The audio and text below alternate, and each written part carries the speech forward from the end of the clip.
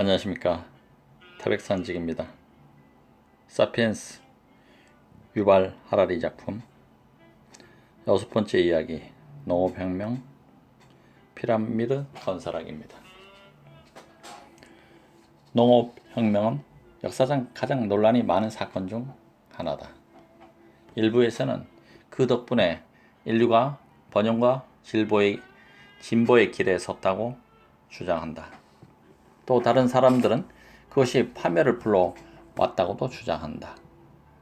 사피엔스가 자연과의 긴밀한 공생을 내던지고 탐욕과 소외를 향해 달려간 일대 전환점이었다는 것이다. 이 길이 어느 방향으로 이끌렸든 간에 돌아갈 길은 없었다. 농경 덕분에 인구가 너무나 급격하고 빠르게 늘었기 때문에 수렵과 채집으로 돌아가서 스스로를 유지할 수 있는 농경 사회는 하나도 없었다. 농경으로의 이행이 일어나기 전인 기원전 만년경 지구에는 500만에서 800만 명의 방랑하는 수렵 채집인이 살고 있었다. 기원 후 1세기가 되자 수렵 채집인은 100만 명에서 200만 명밖에 남지 않았으나 주로 호주, 미대륙, 남부아프리카에 있었다. 같은 시기 농부들의 숫자는 2억 5천만 명으로 수렵 채집인도 압도했다. 농부 대다수는 영구 정착지에 살고 있었고 방랑하는 양치기 부족은 얼마 되지 않았다. 한 곳에 정착을 하면서 사람들의 세력권은 대부분 극적으로 좁아졌다. 고대 수렵 채집인들은 수백 제곱킬로미터에 이르는 영토에 사는 것이 보통이었다. 그들에게 본고지란 언덕과 시내, 숲, 열린 하늘을 포함하는 땅 전체를 말했다. 하지만 농부는 종일 작은 밭이나 가수원에서 일했고 가정생활은 나무나 돌, 진흙으로 지어져 면적이 몇십 제곱미터에 불과한 비좁은 구조물, 즉 집에서 이루어졌다. 전형적인 농부는 이 구조물에 매우 강한 애착을 느꼈다. 이것은 건축학뿐만 아니라 심리에도 큰 영향을 미칠 커다란 혁명이었다.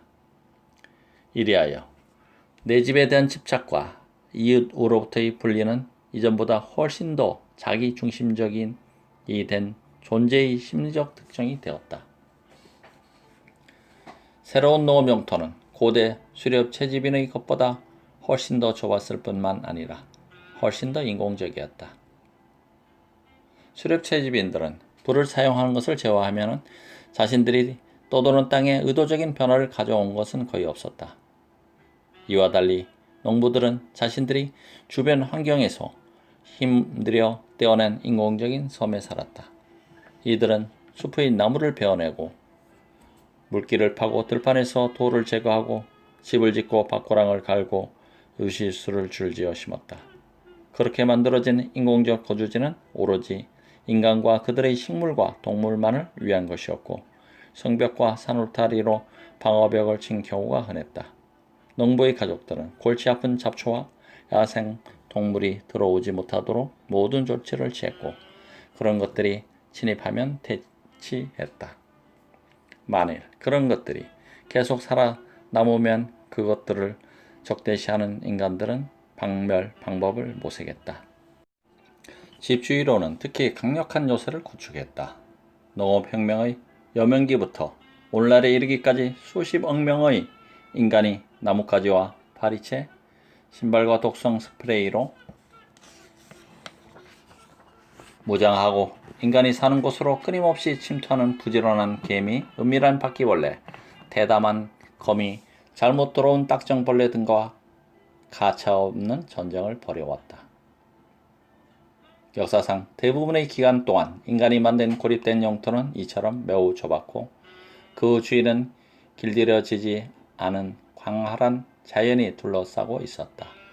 지구 표면은 약 1억 5천만 제곱킬로미터인데 이 중 1억 5천만 제곱킬로미터가 육지다. 비교적 최근에 해당하는 기원 후 1400년까지만 해도 압도적 다수의 농부들은 본인들이 기르는 동식물과 함께 모두 1100만 제곱킬로미터, 즉 지표면의 2%에 불과한 좁은 지역에 몰려 살았다. 다른 지역은 모두 너무나 춥거나 덥거나 건조하거나 습하거나 해서 경작에 맞지 않았다. 지표면의 2%에 지나지 않은 좁디 좁은 지역이 이후 역사가 펼쳐지는 무대 역할을 했던 것이다. 사람들은 인곳 섭을 떠나기가 어려웠다. 심각한 손실의 위험을 무릅쓰지 않고는 집과 목초지와 곡창지대를 포기할 수 없었다. 게다가 세월이 흐르면서 점점 더 많은 것들이 축적되었다. 쉽게 옮길 수 없는 그런 것들 때문에 사람들은 한 장소에 매였다. 우리 눈에 고대 농부는 찢어지게 가난한 것으로 비칠지 모르지만 그의 가족이 소유한 인공물은 수렵 채집인의 한 부족 전체가 지닌 것보다 많은 것이 보통이었다. 미래의 도래. 농경시대에는 공간이 족소되는 동안 시간은 확장되었다. 수렵 채집인은 다음 주나 다음 달에 대해 생각하느라 시간을 낭비하지 않았다. 농부들은 미래의 몇 배나 몇십 년이라는 세월 속으로 상상의 항해를 떠났다. 수렵 채집인들은 미래를 중요하게 생각하지 않았는데 왜냐하면 그들은 하루 벌어 하루 먹는 데다 먹을 거리나 소유물을 저장하기가 어려웠기 때문이다. 물론 이들도 모종의 사전 계획을 도모한 것은 분명하다. 쇼베, 라스코, 알타미라 동굴의 예술품을 만든 사람들은 작품이 수백 세대 이어지도록 의도한 것이 확실해 보인다. 사회적 동맹과 정치적 라이벌 관계는 장기적인 성격을 띈다. 은혜를 갚거나 복수를 하는 데는 흔히 여러 해가 걸린다. 그럼에도 수렵 채집인의 생업 경제에서 장기 계획을 세우는 데는 한계가 있었다. 역설적이게도 수렵 채집인들은 그 덕분에 많은 걱정을 덜 수 있었다. 자기 힘으로 어쩌지 못하는 일을 걱정해봐야 무의미했다.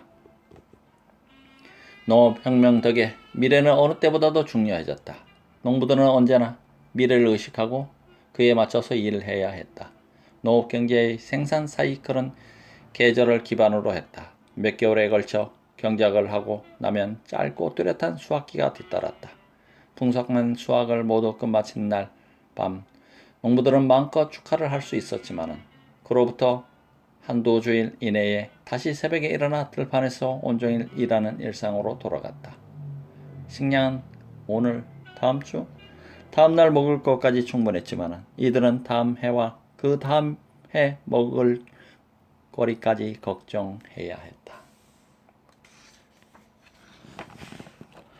미래에 대한 걱정은 생산의 계절적 사이클뿐 아니라 농업 자체의 근본적 불확실성에도 뿌리를 두고 있었다.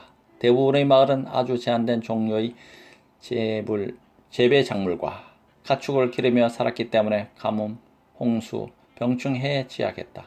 농부들은 소비하는 것보다 더 많이 생산해야 비축분을 만들 수 있었다.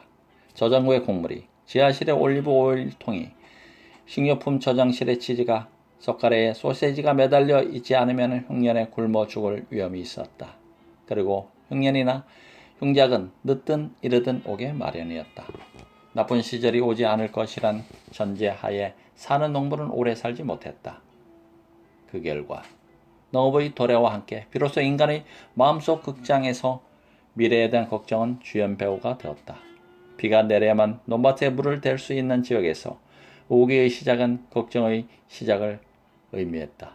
매일 아침 농부는 지평선을 바라보며 바람의 냄새를 맡고 눈을 가늘게 떴다. 저게 구름 맞나? 비가 제때 올까? 충분히 내릴까?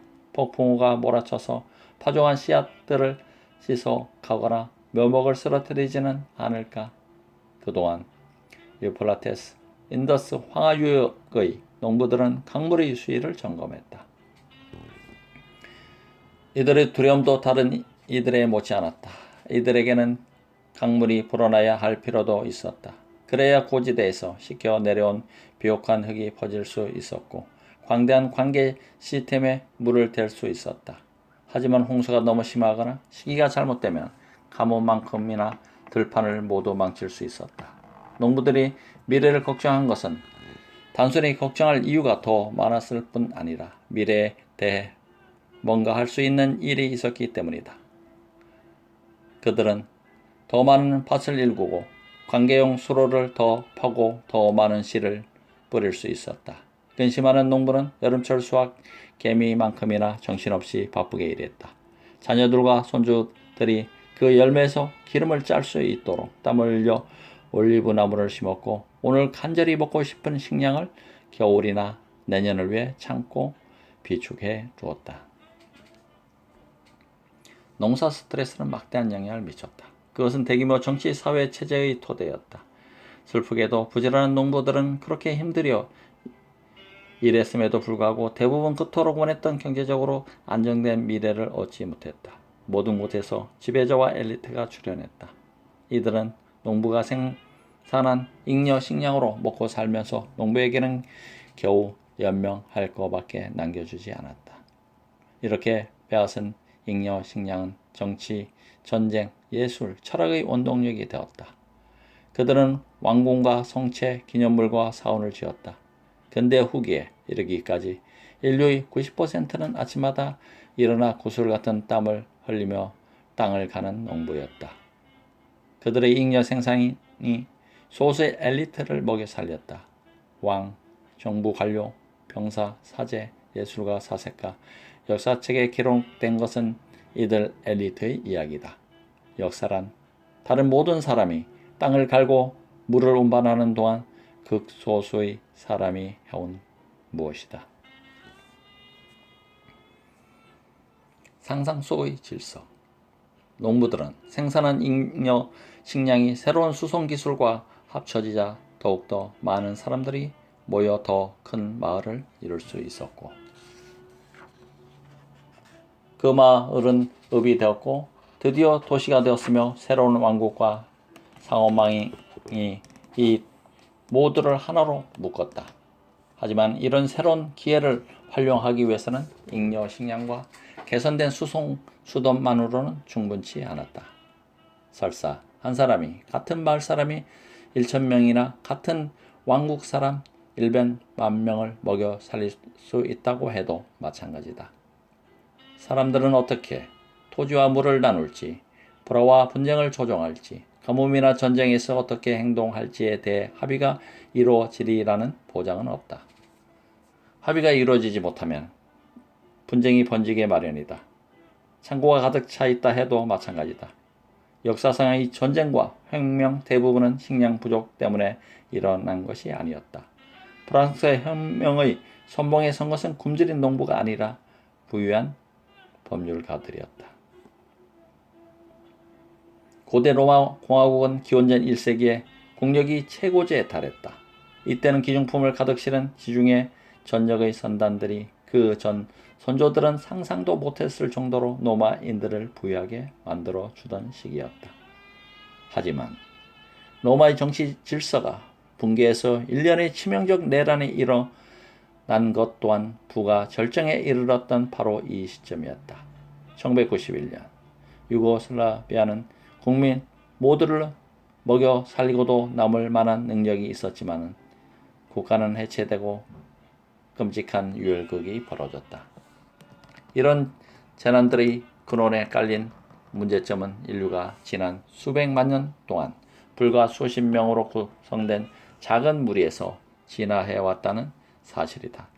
농업혁명이 일어난 뒤 도시와 왕국과 제국이 출현하는 데는 불과 몇천 년밖에 걸리지 않았다. 대규모로 협력하는 본능이 진화하기에는 너무나 짧은 시간이었다. 생물학적 협력 본능이 부족함에도 수렵 채집기에 서로 모르는 수백 명의 사람들이 협력할 수 있었던 것은 공통의 신화 덕분이었다. 하지만 당신의 협력은 느슨하고 제한적이었다.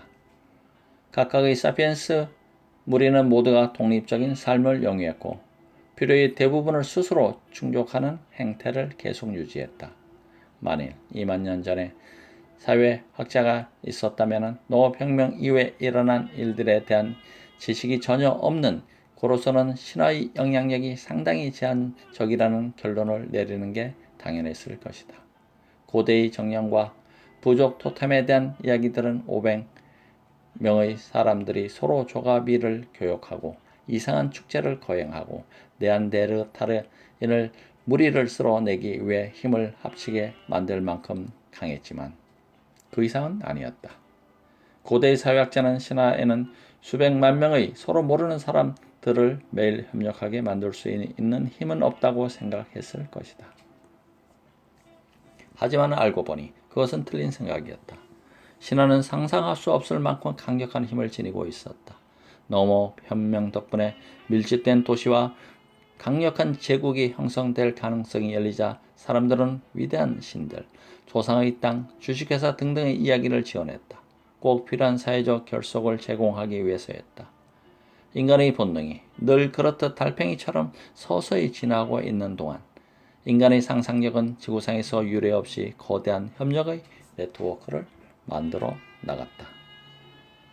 기원전 8500년경 지구상에서 가장 큰 정착지는 여리고 같은 마을로 주민은 수백 명에 불과했다.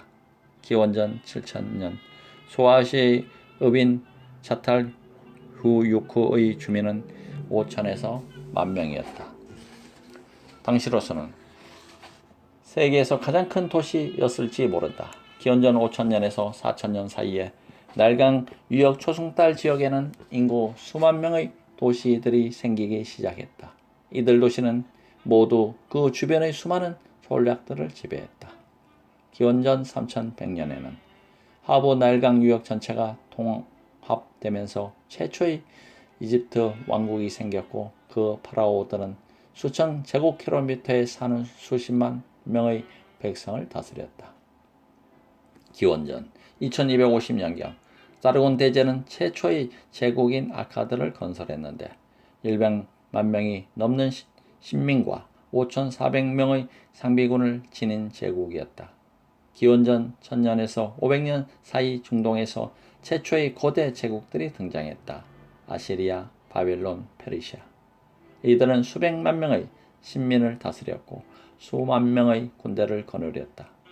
기원전 221년 진 제국이 중국을 통일했고 얼마 지나지 않아 견후 1년도 많은 지중해 분지를 통일했다. 진이 4천만 명의 백성에게서 거둔 세금은 수십만 명의 상비군과 10만 명이 넘는 관료를 유지하는 데 쓰였다. 로마 제국의 최전성기에는 최대 1억 명의 백성에게서 세금을 거뒀다. 그 수입으로 25만에서 50만 명의 상비군 1500년이 지난 지금도 쓰이는 도로망, 오늘까지도 세계 대형 행사가 열리는 극장과 원형 극장을 만들고 유지했다. 이것은 물론 인상적인 일이지만 우리는 이집트의 파라오 제국이나 중국의 진 제국에서 운영했던 대량 협력망에 대해 장밋빛 환상을 품어서는 안 된다. 협력이란 말은 매우 이타적으로 들리지만 항상 자발적인 것이 아니었으며 평등주의적인 경우는 드물었다. 인간의 협력망은 대부분 악재와 착취에 적합하도록 맞추어져 있었다. 급성장하는 협력망에 돈을 댄 것은 농부들의 소중한 잉여 식량이었다. 세금 징수자가 황제의 펜을 한번 휘두르면 이들은 한 해 땀 흘린 농사의 소출 전체를 빼앗기고 절망해야 됐다. 명성 높은 로마의 원형 극장들은 노예들이 건설한 경우가 많았다. 원형 극장은 부유하고 게으른 로마인들이 노예 검투사들의 싸움을 즐길 수 있도록 세워졌다. 감옥이나 강제 수용소조차도 협력망인데 이것이 기능할 수 있는 것은 수천 명의 서로 모르는 사람들이 어떻게 해서든 자신들의 행동을 조율하기 때문이다. 고대 메소포타미아에서 진 제국과 로마 제국에 이르는 모든 협력망은 상상 속의 질서였다. 이들을 지탱해주는 사회적 규범은 타고난 본능이나 개인적 친분이 아니라 공통의 신화에 대한 믿음의 바탕을 두고 있었다. 신화는 어떻게 해서 제국 전체를 지탱할 수 있었을까? 우리는 이미 그런 사례를 하나 검토했다. 부조 사마리다. 그렇다면 이제 역사상 가장 유명한 신화 두 개를 살펴보자. 하나는 기원전 1776년 경의 함무라비 법전이다. 이는 고대 바빌로나인 수십만 명의 협력 매뉴얼 역할을 했다. 또 하나는 1776년의 미국 독립선언문이다. 이는 오늘날까지도 현대 미국인 수억 명의 협력 매뉴얼로 기능하고 있다. 기원전 1776년 바빌론은 세계 최대 규모의 도시였다. 100만 명이 넘는 국민을 거느린 바빌로니아 제국은 당시 세계 최대 규모였을 것이다. 바빌론은 메소포타미아의 대부분을 다스렸는데 오늘날 이라크의 대부분과 시리아, 이란의 일부가 포함된다. 오늘날 가장 유명한 바빌론의 왕은 함무라비다. 그의 명성은 그의 이름을 딴 함무라비 법전에서 기인한다. 이것은 법조문과 판례 모음집으로서 그 목표는 함무라비를 정의로운 왕의 역할 모델로 제시하는 데 있었다. 또한 바빌로나 제국 내에 좀 더 통일된 법 체계를 확립하는 토대 역할을 하며 후손들에게 정의란 무엇이며 정의로운 왕은 어떻게 행동하는가를 가르치는 것이었다. 후손들은 그 가르침에 귀 기울였다. 고대 메소포타미아의 지식 엘리트와 관료 엘리트는 그 경전을 추앙했고 심지어 함무라비가 죽고 그의 제국이 영락한 지 오랜 세월이 흐른 다음에도 견습 필경사들은 계속해서 이것을 뺏겼었다. 그러므로 함무라비 법전은 고대 메소포타미아인들이 이상적으로 여기는 사회 질서를 이해하는 좋은 자료다. 이 문서의 첫머리는 메소포타미아의 만신전 중에서도 주신인 아누 엔닛 마르투쿠 신이 함무라비에게 정의가 지상에서 널리 퍼지고 사악하고 나쁜 것을 폐지하며 강자가 약자를 억압하는 것을 방지하는 임무를 주었다고 기술하고 있다.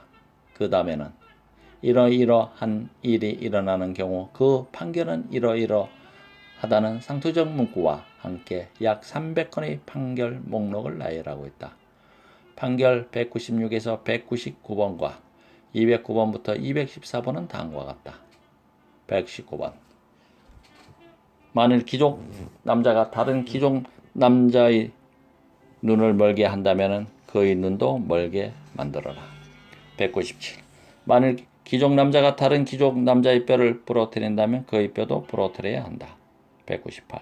만일 그가 평면의 눈을 멀게 하거나 뼈를 부러뜨린다면 그는 은 60세겔을 저울에 달아 피해자에게 주어야 한다. 199. 그가 만일 귀족 소유 노예의 눈을 멀게 하거나 뼈를 부러뜨린다면 노예의 가치 절반을 은으로 저울에 달아 지불해야 한다. 209. 만일 귀족 남자가 귀족 여성을 때려서 그녀의 아기가 유산되었다면 태아에 대한 보상으로 은 10세겔을 저울에 달아 지불해야 한다. 210. 만일 맞은 여성이 사망한다면 그 남자의 딸을 죽여야 한다. 211. 만일 그가 임신 중인 평민 여성을 때려서 유산시킨다면 은 5세겔을 달아 주어야 한다. 212. 만일 그 여성이 사망한다면 그는 은 30세겔을 저울에 달아 주어야 한다. 213. 만일 그가 귀족의 여성 노예를 때려서 그 태아를 유산시킨다면 그는 은 2세겔을 저울에 달아 주어야 한다. 214. 만일 그 여성 노예가 죽는다면 그는 은 20세겔을 저울에 달아 주어야 한다. 판결을 열거라 한 뒤 함무라비는 다시 한번 선언한다. 이것이 유능한 함무라비가 내린 공정한 판결이다. 함무라비는 여기에 따라서 자신의 영토를 진리의 길에 따라 올바른 삶의 방식으로 인도했다. 나는 함무라비, 고귀한 왕이다. 나는 엘릴 신이 내게 보살피라고 맡긴 백성, 마르두쿠 신이 내게 이끌 책임을 맡긴 백성을 부지하거나 소홀히 하지 않았노라. 함무라비 법전은 바빌론의 사회적 질서는 보편적이고 영원한 정의의 원칙에 뿌리를 두고 있으며 이 원칙은 신들이 읊어준 것이라고 단언한다.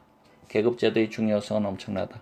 법에 따르면 인간은 두 개의 성별과 세 개의 계급, 귀족, 평민, 노예로 나뉜다. 세 개의 계급, 귀족, 평민, 노예로 나뉜다. 사람은 성별과 계급에 따라 각기 다른 가치를 지닌다. 평민 여성의 목숨값은 은 30세겔이고 노예 여성은 20세겔이다. 이에 비해 평민 남성의 눈은 은 60세겔의 가치가 있다. 이 법전은 또한 가족 내의 엄격한 위계 질서를 규정한다. 이에 따르면 어린이는 독립된 개인이 아니라 부모의 재산이다. 그러므로 어떤 귀족이 다른 귀족의 딸을 죽이면 그 벌로 살해자의 딸이 처형당한다. 우리에게는 살인자는 무사한데 죄 없는 그의 딸이 죽어야 한다는 것이 이상해 보일 수 있다. 하지만은 함무라비와 바빌론 사람들에게는 그것이 절대적으로 정당해 보였다.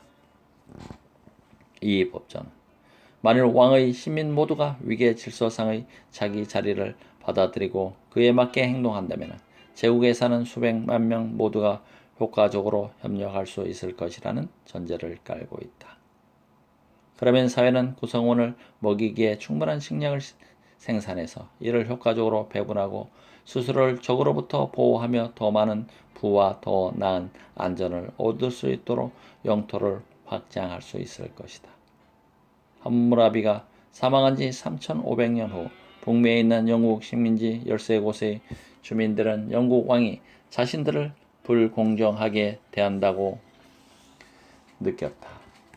이들이 대표하는 필라델피아시에 모여 1776년 7월 4일 자신들은 더 이상 영국 왕의 신민이 아니라고 선언했다. 이들의 독립선언은 보편적이고 영원한 정의의 원칙을 선언했는데 이 원칙은 함무라비의 것과 마찬가지로 신이 영감을 내려주신 것이라고 했다. 하지만 미국 신이 불러준 가장 중요한 정의는 바빌론의 신들이 불러준 내용과는 상당히 달랐다. 미국 독립선언문은 이렇게 단언한다. 우리는 다음의 진리가 자명하다고 믿는다. 모든 사람은 평등하게 창조되었으며 이들은 창조주에게 생명, 자유, 행복의 주거를 포함하는 양도 불가능한 권리를 부여받았다. 함무라비 법전과 마찬가지로 미국 독립선언문은 사람들이 그 문서의 신성한 원칙에 따라 행동한다면 수백만 명이 효과적으로 협동할 수 있을 것이며 공정하고 번영한 사회에 안전하고 평화롭게 살 수 있을 것이라고 약속한다. 미국 독립선언문은 함무라비의 법전과 마찬가지로 그 당시 그 시대의 문서만이 아니었고 후손들에게서도 받아들여졌다. 미국 학생들은 200년이 넘는 기간 동안 그것을 베끼고 암송해왔다. 이 두 문서는 우리에게 명백한 딜레마를 제시한다. 둘 다 스스로 보편적이고 영원한 진리의 원리라고 약속한다고 주장하지만 미국인들에 따르면 모든 사람이 평등한 반면 바빌론에 따르면 사람은 결코 평등하지 않다. 물론 미국인들은 자신들이 옳고 바빌론 사람들이 틀렸다고 말할 것이다. 함무라비는 당연히 자신이 옳고 미국인들이 틀렸다고 받아칠 것이다. 사실은 모두가 틀렸다. 함무라비나 미국 건국의 아버지들은 모두 평등이나 위계질서 같은 보편적이고 변치 않는 정의의 원리가 지배하는 현실을 상상했지만 그런 보편적 원리가 존재하는 장소는 오직 한 곳, 사피엔스의 풍부한 상상력과 그들이 지어내는 서로 들려주는 신화 속뿐이다. 이런 원리들의 객관적 타당성은 없다. 우리는 사람을 귀족과 평민으로 구별하는 것이 상상의 산물이라는 말을 쉽게 받아들일 수 있다. 하지만 모든 사람이 평등하다는 사상 또한 신화다.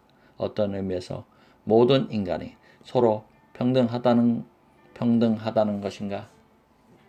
인간의 상상력을 벗어난 어딘가에 우리가 진정으로 평등한 객관적으로 실제하는 세계가 있단 말인가? 모든 인간은 생물학적으로 평등한가?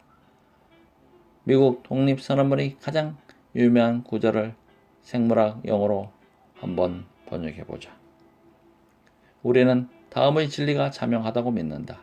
모든 사람은 평등하게 창조되었으며 이들은 창조주에게 생명, 자유, 행복의 추구를 포함하는 양도 불가능한 권리를 부여받았다. 생물학에 따르면 인간은 창조되지 않았다. 진화했다. 또한 평등하게 진화하지 않는 것은 분명하다. 평등사상은 창조사상과 뗄 수 없게 얽혀있다. 미국인들은 평등사상을 기독교 신앙에서 얻었다. 모든 사람의 영혼은 신이 창조했으며 신 앞에 모두가 평등하다고 주장하는 신앙 말이다. 하지만 만일 우리가 신과 창조와 영혼에 관한 기독교 신화를 믿지 않는다면 모든 사람이 평등하다는 말은 무엇을 의미하는가? 진화는 평등이 아니라 차이에 기반을 둔다. 모든 사람은 얼마간 차이나는 유전부호를 가지고 있으며 날 때부터 각기 다른 환경의 영향에 노출된다. 그래서 각기 다른 특질을 발달시키게 되며 그에 따라 생존 가능성의 차이가 난다. 따라서 평등한 창조란 말은 각기 다르도록 진화했다는 표현으로 번역되어야 할 것이다. 또한 생물학에 따르면 사람은 창조되지 않았을 뿐 아니라 사람에게 무언가를 부여하는 창조주 같은 것도 없다. 존재하는 것은 오직 맹목적인 진화 과정뿐이며 개인은 어떤 목적도 없는 그 과정에서 탄생한다. 창조주에게 부여받았다는 단순히 태어났다고 번역되어야 할 것이다. 위와 마찬가지로 생물학의 권리 같은 것은 없다. 오로지 기관과 능력과 특질이 존재할 뿐이다. 새가 나는 것은 날 권리가 있어서가 아니라 날개를 가지고 있기 때문이다. 이들 기관과 능력과 특질이 양도 불가능하다는 것은 사실이 아니다. 미국 독립선언문의 unalienable은 양도 불가능한으로 해석하는 것이 보통이다. 하지만 여기서는 빼앗을 수 없는 이라는 의미로 보아야 문맥이 통한다. 이 중 많은 것이 끊임없는 변이를 겪고 있으며 세월이 흐르면 완전히 사라지는 것도 얼마든지 자연스럽다. 타조는 나는 능력을 잃어버린 새다.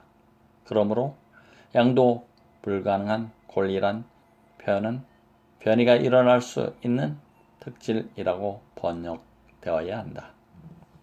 그렇다면 인간에게서 진화한 특질은 무엇인가? 생명? 당연하다. 하지만 자유? 생물학에 그런 것은 없다. 평등이나 권리, 유한회사와 마찬가지로 자유란 사람들이 발명한 무엇이고 사람들이 상상 속에서만 존재하는 것이다. 생물학적 관점에서 민주사회에 사는 인간은 자유롭지만 독자에서 사는 인간은 부자유하다는 말은 무의미하다. 행복은 또 어떤가? 생물학 연구에서는 지금껏 행복을 명확히 정의하거나 객관적으로 측정하는 방법을 찾지 못했다. 대부분의 생물학 연구는 쾌락이 존재하다는 것만을 인정한다. 쾌락은 좀 더 쉽게 정의하고 측정할 수 있다. 그러므로 생명, 자유, 행복의 추구는 생명과 쾌락의 추구로 번역되어야 한다. 따라서 미국 독립 선언문의 해당 구절을 생물학 용어로 번역하면 이렇게 된다. 우리는 다음의 진리가 자명하다고 본다.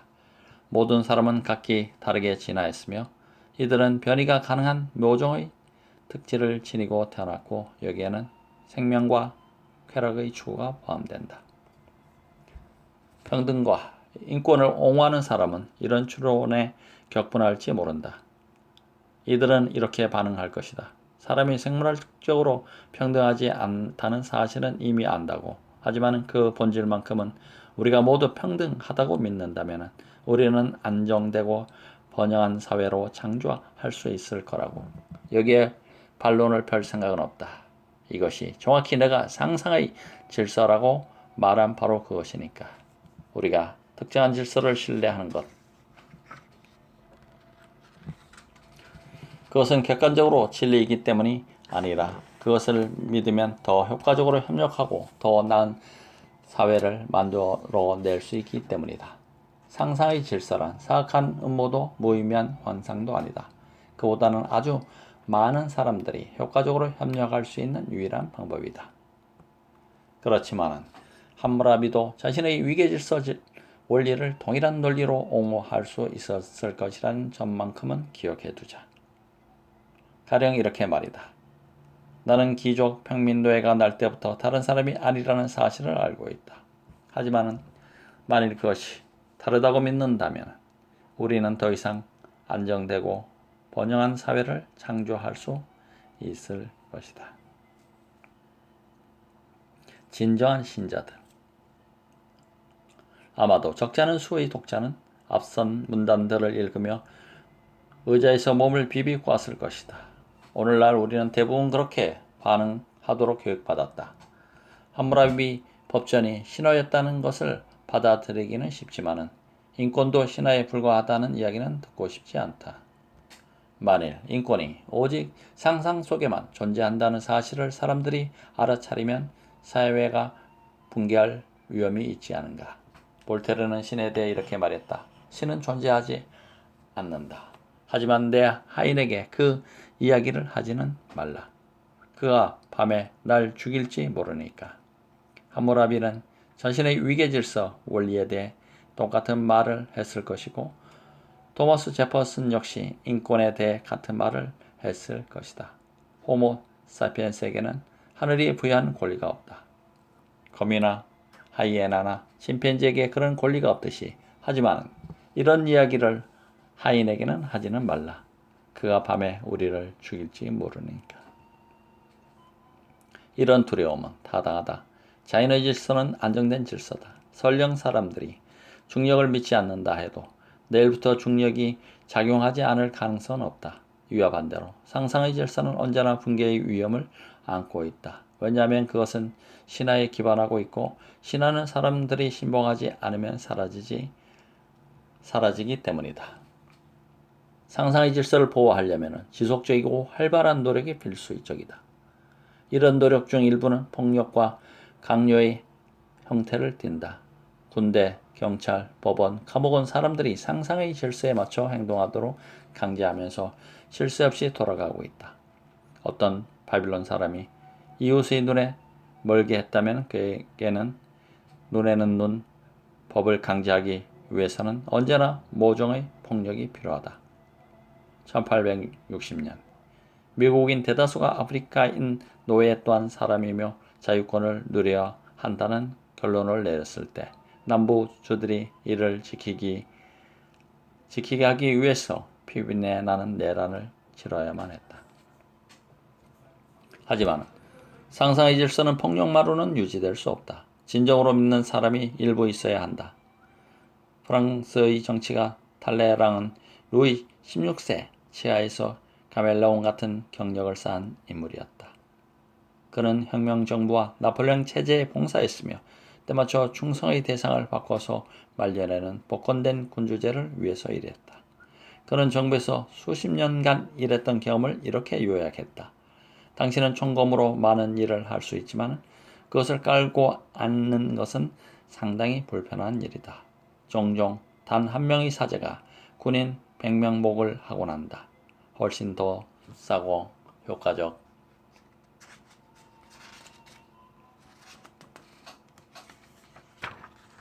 으로 더구나 총검이 아무리 효과적일지라도 누군가는 그것을 휘둘러야 한다. 병사와 간수와 판사와 경찰이 스스로 신봉하지 않는 상상의 질서를 유지할 까닭이 어디 있단 말인가. 인간의 모든 집단 행동 중에서 가장 조직하기 어려운 것 중 하나가 폭력이다. 어떤 사회의 질서가 군사력에 의해 지탱된다고 말하는 순간 군대의 질서는 무엇이 유지하는가 하는 의문이 당장 떠오른다. 오로지 강요에 의해서만 군대를 조직하는 것은 불가능하다. 최소한 일부 지휘관과 병사는 신이든 명예든 조국이든 남성다움이든 돈이든 뭔가를 진심으로 신봉해야만 한다. 이보다 더욱 흥미로운 질문은 사회 피라미드의 꼭대기에 서 있는 자들에 관한 문제이다. 그들 스스로가 상상의 질서를 신봉하지 않는다면 남에게 그걸 강요하고 싶어할 이유가 있을까? 냉소적인 탐욕 때문이라는 주장이 일반적으로 통용되지만 아무것도 신봉하지 않는 냉소주의자는 탐욕스러울 가능성이 적다. 호모 사피엔스의 객관적인 생물학적 필요를 충족하는 데는 그다지 많은 것이 필요하지 않다. 그런 욕구들을 충족한 뒤에는 더 많은 돈을 들여 피라미드를 건설하거나 세계 여기저기서 휴가를 내보내거나 선거운동에 자금을 대거나 자신이 좋아하는 테러 단체에 자금을 지원하거나 주식시장에 투자해 더 많은 돈을 벌 수도 있겠으나 진정한 냉소주의자에게는 이 모든 일이 완전히 무의미하게 느껴질 것이다.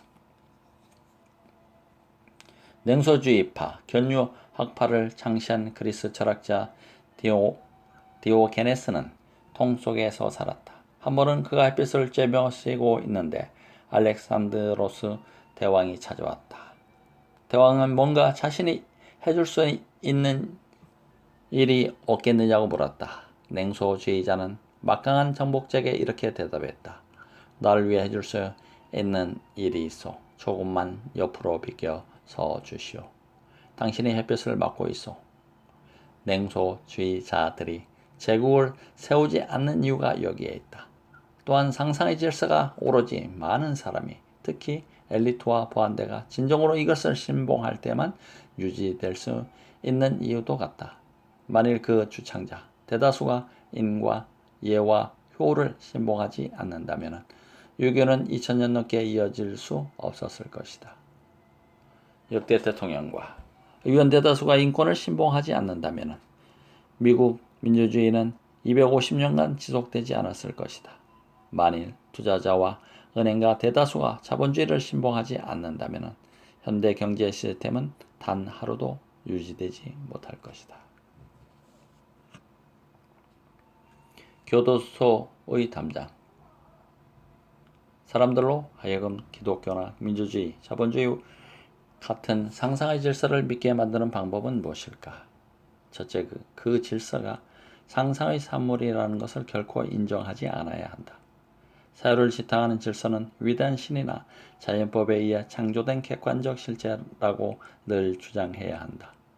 사람이 평등하지 않는 것은 함무라비가 그렇다고 해서가 아니라 엘릴과 마르두크가 그렇게 명했기 때문이다. 사람이 평등한 것은 토머스 제퍼슨이 그렇게 말해서가 아니라 신이 그렇게 창조했기 때문이다. 자유시장이 최선의 경제 체제인 것은 애덤 스미스가 그렇다고 말했기 때문이 아니라 그것이 불변의 자연 법칙이기 때문이다. 또한 사람들을 철저히 교육시켜야 한다.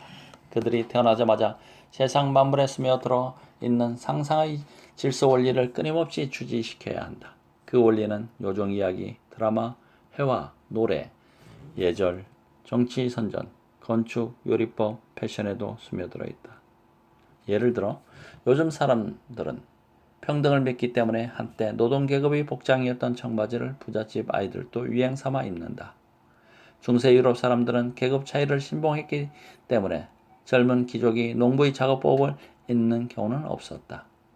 당시 경을 뜻하는 썰이나 마님을 뜻하는 마담이라는 명칭은 귀족에게만 국한된 특권이었다. 정정 피를 대가로 흘리고야 얻을 수 있는 것이었다. 그러나 오늘날 공손한 편지는 상대의 신분과 관계없이 친하는 기약계의 뜻으로 디얼 썰, 왈, 마담으로 시작한다. 인문학과 사회과학은 상상의 질서가 정확히 어떻게 삶이라는 직물 속에 짜 넣어졌는지를 설명하는 데 많은 에너지를 쏟는다. 그러나 시민의 제약 때문에 우리는 겉 핥기만으로 만족해야 한다. 사람들로 하여금 자신의 삶을 조직화하는 질서가 자신들의 상상 속에서만 존재한다는 사실을 알아차리지 못하도록 만드는 주된 요인은 세 가지다. 첫째, 상상의 질서는 물질 세계에 단단히 뿌리 내리고 있다. 상상의 질서는 우리 마음속에만 존재하지만 우리 주변의 물질적인 실제 세계 속에 짜 넣을 수 있다.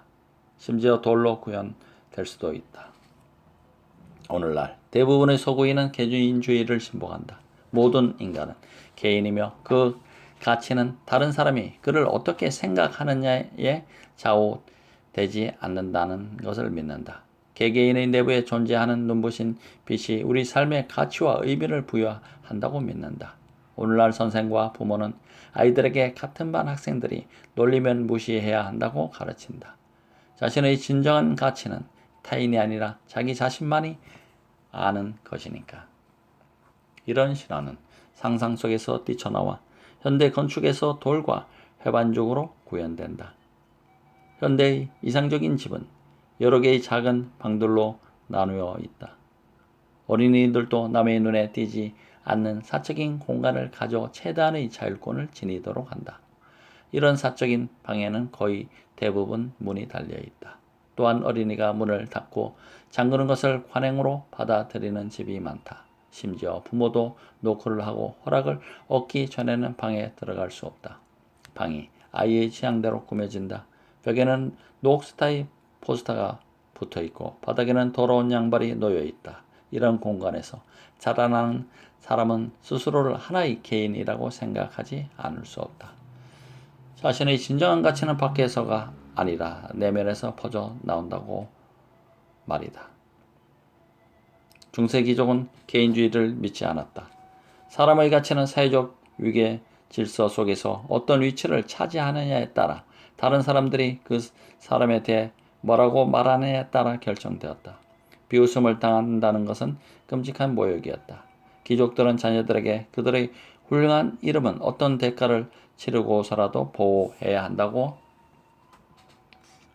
다짐해 두어야 했다. 중세의 가치체계는 현대 개인주의가 그러하듯이 상상의 자리를 떠나 중세 성의 돌에 섞여 들어가 스스로를 구현했다. 성에는 어린이 혹은 다른 누구라도 개인의 방이 거의 없었다. 중세 남작의 10대 아이들에게는 성 2층에 자기 방이 있지 않았다. 사자왕 리처드나 아서왕의 포스터를 벽에 붙이고 부모가 열 수 없는 잠금 장치가 달린 문을 갖춘 방이 없었다. 아이는 큰 홀에서 다른 많은 젊은이들과 나란히 누워서 잤다. 그는 언제나 노출되어 있었고 다른 사람들이 뭐라고 평할지를 항상 염두에 두어야 했다. 그런 환경에서 자란 사람은 자연스럽게 사람의 진정한 가치는 사회적 위계 질서 속에서 어떤 위치에 속하느냐, 그리고 다른 사람들이 그에 대해 뭐라고 말하느냐에 따라 결정된다는 결론을 내렸다. 둘째, 상상의 질서는 우리 욕망의 형태를 결정한다. 사람들은 대부분 자신들의 삶을 규율하는 질서가 상상 속에서만 존재한다는 사실을 받아들이고 싶어 하지 않는다. 하지만 실상 모든 사람은 기존의 상상의 질서 속에서 태어났으며 태어날 때부터 지배적인 신화에 의해 욕망의 형태가 결정되었다. 그 때문에 우리 개인의 욕망은 상상의 질서의 가장 중요한 방어물이다. 예컨대 오늘날 서구인들이 가장 소중히 여기는 욕망은 여러 세기에 걸쳐 존재해온 낭만주의, 민족주의, 자본주의, 인본주의 신화에 의해 형성되었다. 친구 사이에 친구할 때 흔히 마음 내키는 대로 하라고 말하지만은 사실 마음은 이중 간첩으로서 당대의 지배적인 신화의 지시에 따르는 경우가 흔하다. 그리고 마음 내키는 대로 하라는 권유 자체가 우리 마음에 새겨진 것은 19세기의 낭만주의의 신화와 20세기 소비자주의 신화의 결합을 통해서였다. 이를테면 코카콜라사는 전 세계에서 다이어트 코크를 광고하면서 다이어트 코크, 기분 좋은 일을 하라는 문구를 내세웠다. 사람들이 가장 개인적인 욕망이라고 여기는 것들조차 상상의 질서에 의해서 프로그램된 것이다. 예컨대 해외에서 휴가를 보내고 싶다는 흔한 욕망을 보자. 이런 욕망은 전혀 자연스럽지도 당연하지도 않다. 침팬지 알파 수컷은 권력을 이용해 이후 침팬지 무리 영토로 휴가를 갈 생각 따위는 하지 않을 것이다. 고대 이집트의 엘리트들은 피라미드를 짓고 자신의 시신을 미라로 만드는 데 재산을 썼지만 누구도 바빌론에 쇼핑하러 간다거나 페니키아에서 스키 휴가를 보낼 생각은 하지 않았다. 오늘날 사람들이 휴가에 많은 돈을 쓰는 이유는 그들이 낭만주의적 소비지상주의를 진정으로 신봉하기 때문이다.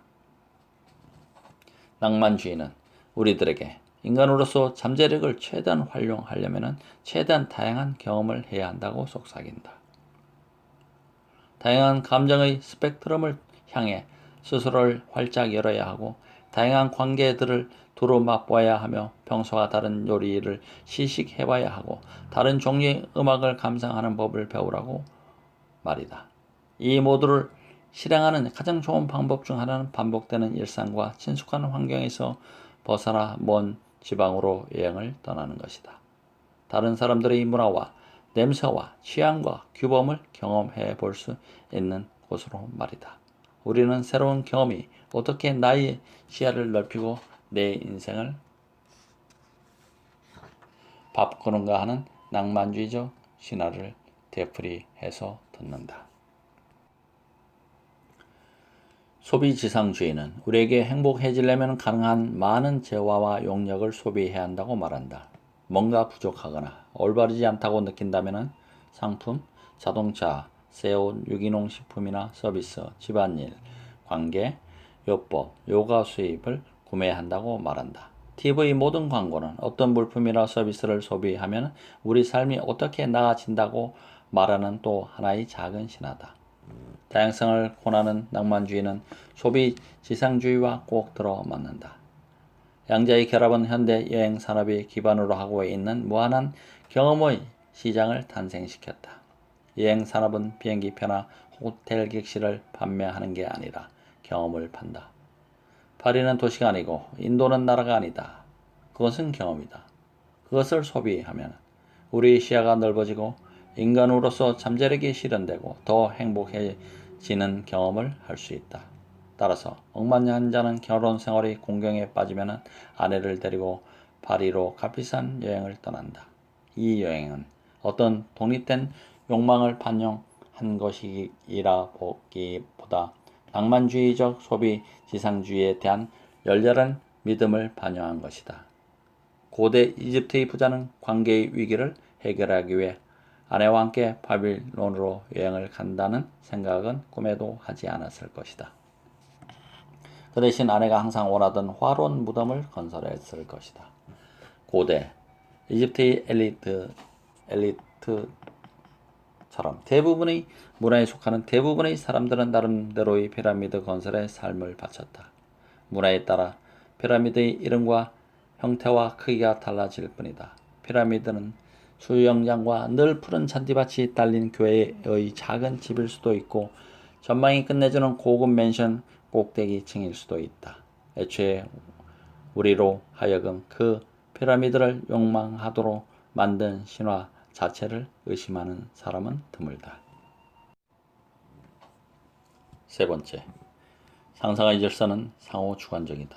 설령 내가 초인적인 노력으로 스스로의 개인적 욕망을 상상의 질서의 속박에서 풀려나게 하는데 성공하더라도 나는 한 개인에 불과하다.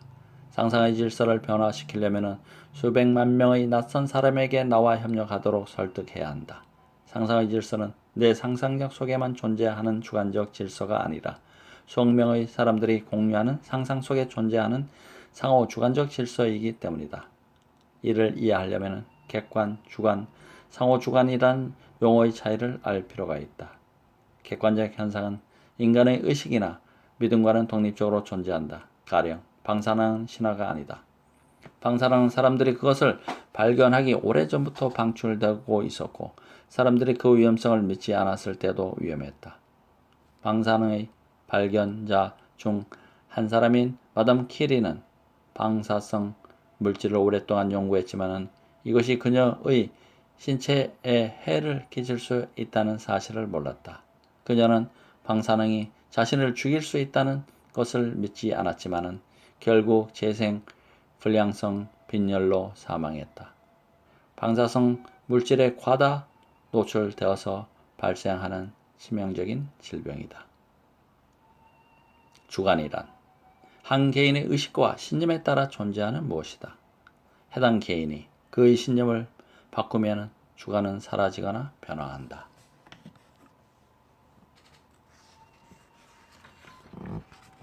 많은 어린이가 다른 사람의 눈에는 보이지도 들리지도 않는 상상 속 친구가 존재한다고 믿는다. 가상의 친구는 그 어린이의 주관적 의식 내에서만 존재한다. 어린이가 어린이 되고 그 친구의 존재를 더 이상 믿지 않으면 가상의 친구는 점차 사라진다. 상호 주관이란 많은 개인의 주관적 의식을 연결하는 의사소통망 내에 존재하는 무엇이다. 단 한 명의 개인이 신념을 바꾸거나 죽는다 해도 그에 따른 영향은 없지만 그 물망 속에 있는 대부분의 사람들이 죽거나 신념을 바꾼다면 상호 주관적 현상은 변형되거나 사라진다. 상호 주관적 현상이란 악의적인 사기나 하찮은 가식이 아니다. 방사능 같은 물리적 현상과는 다른 방식으로 존재하지만 세상에 미치는 영향은 지대할 수 있다. 역사를 움직이는 중요한 동인 중 다수가 상호 주관적이다. 법, 돈, 신, 국가가 모두 그런 예다. 부조는 그 회사 CEO의 상상 속 친구가 아니다. 수백만 명이 공유하는 상상 속에 존재하는 회사다. 그 CEO가 그 회사의 존재를 믿는 것은 임원들, 회사의 법률가들, 근처 사무실의 비서들, 은행의 출납계원들, 주식거래소의 중개인들, 프랑스에서 호주까지 전 세계에서 근무하는 자동차 딜러들 역시 그 존재를 믿기 때문이다. 만일 CEO와 혼자 믿음을 갑자기 버린다면 그는 신속하게 가장 가까운 정신병원에 수용되고 누군가 다른 사람이 그의 자리를 차지할 것이다.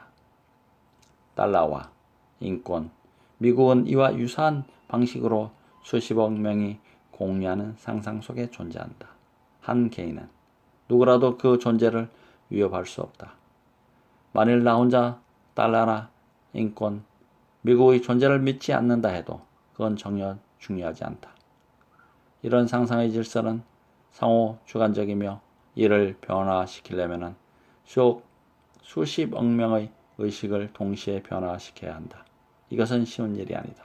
그런 대규모 변화가 일어나려면 정당이나 이념운동 혹은 정치적 광신집단 같은 복잡한 기구의 도움이 있어야 하는데 그런 복잡한 기구를 만들자면 서로 모르는 많은 사람을 협력하게 만들어야 하고 그런 일은 오로지 그들이 뭔가 신화를 공유하고 있을 때만 일어난다.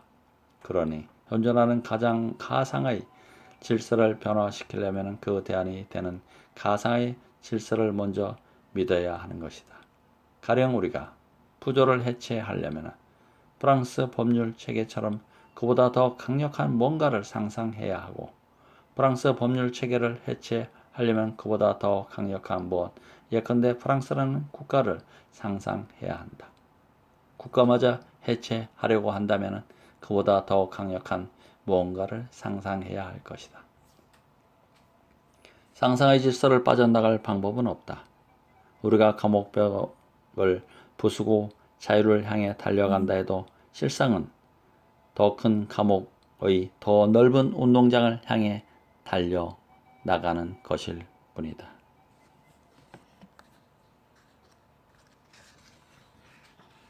노고혁명 6번째 이야기 피라미드 편을 마치도록 하겠습니다. 함께해 주셔서 감사합니다. 태백산지겠습니다.